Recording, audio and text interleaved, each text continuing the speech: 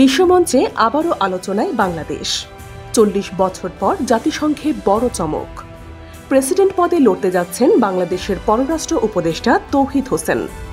এই মর্যাদাপূর্ণ ও গুরুত্বপূর্ণ পদে প্রতিদ্বন্দ্বিতা করতে যাওয়া পররাষ্ট্র উপদেষ্টা মোহাম্মদ তৌহিদ হোসেনকে অন্তর্বর্তীকালীন সরকার এই পদে প্রার্থী হিসেবে মনোনয়ন দিয়েছেন।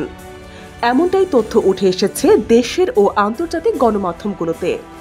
এই গুরুত্বপূর্ণ পদে তার প্রতিদ্বন্দ্বী ফিলিস্তিন ও সাইপ্রাস থেকে আসা প্রভাবশালী কূটনীতিকরা রয়েছেন।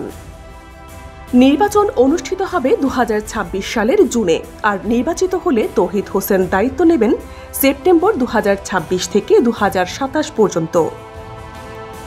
যদি তৌহিদ হোসেন এই পদে নির্বাচিত হন, তাহলে তিনি দ্বিতীয় বাংলাদেশি হিসেবে সভাপতির দায়িত্ব পালন করবেন।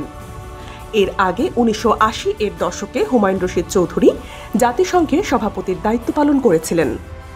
জাতিসংঘের ৫টি আঞ্চলিক গ্রুপের মধ্যে এবার পালা এশিয়া প্যাসিফিক অঞ্চলের। বাংলাদেশ এবার সেই সুযোগটি কাজে লাগাচ্ছে, যা একটি আন্তর্জাতিক নেতৃত্বের পথ খুলে দেবে বাংলাদেশের জন্য।